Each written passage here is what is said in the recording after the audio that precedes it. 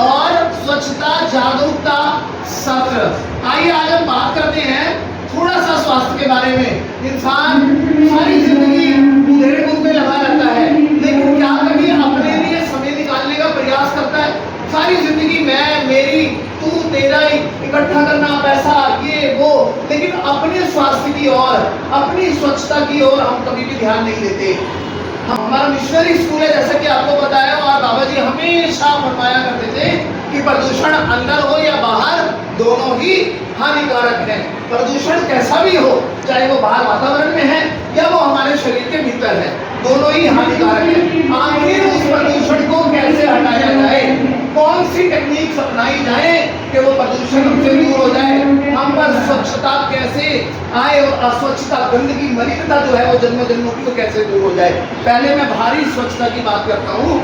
जब भी आप खाना खाएं, कुछ भी, आजकल वैसे भी वर्षा ऋतु का मौसम है, तो जो बैक्टीरिया हैं और जो हानिकारक कीटाणु हैं वो बहुत ज्यादा वातावरण में फैले हुए हैं। ऐसे अदृश्य बैक्टीरिया हमारे हाथों में भी होते हैं। जब भी खाना खाएं, डिटॉल के साबुन से या किसी अच्छे हैंड वॉश से आपने हाथ धोने अच्छे से।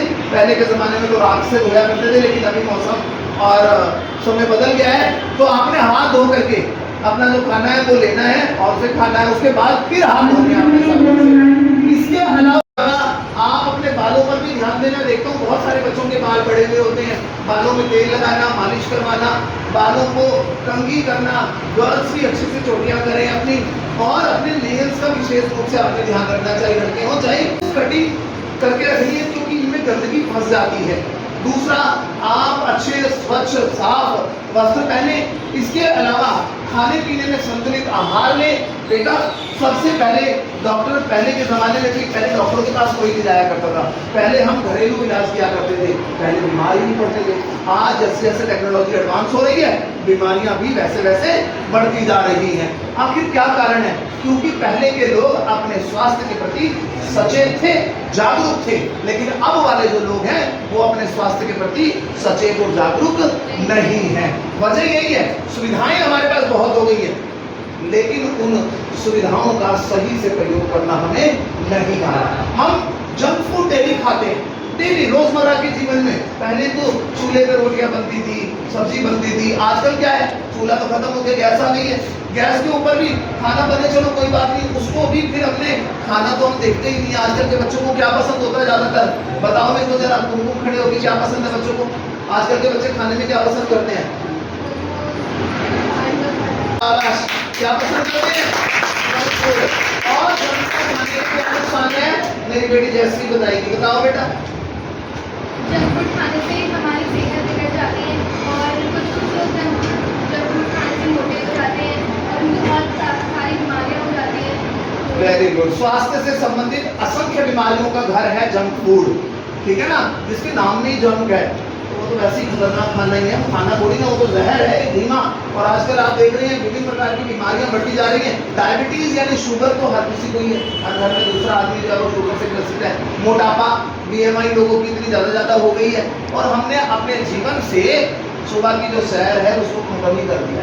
मॉर्निंग वॉक का टाइम ही नहीं होता। तो आपके लिए, अपने शरीर के लिए भी थोड़ा सा समय निकालना चाहिए। देखिए, मृत्यु तो सबकी निश्चित है, कि तो सबको पता है कि मरना एक दिन है, लेकिन समय से पहले ही तो मरना है। भगवान की तरफ से आएगी तो मरेंगे ना, लेकिन ऐसे ही मरना कोई फायदा नहीं है उसका।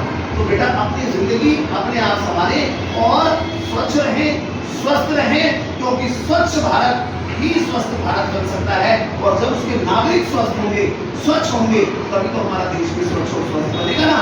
तो अपने आज ये प्रण लीजिए मेरे साथ कि हम अपने आसपास स्वच्छ रहेंगे। तो खड़े होकर के सभी बच्चों ने प्रण लेना है। Let's position. आज मैं यह प्रतिज्ञा लेता हूँ, आज मैं यह प्रतिज्ञा लेता हूँ कि अपने आसपास के वातावरण को स्वच्छ और सुंदर बनाने हेतु हर संभव प्रयास करूंगा। अपनी स्वच्छता, अपने परिवार की स्वच्छता का भी विशेष ध्यान रखूंगा। अच्छा खाना, अच्छा पहनना और अच्छे से जीवन यापन करना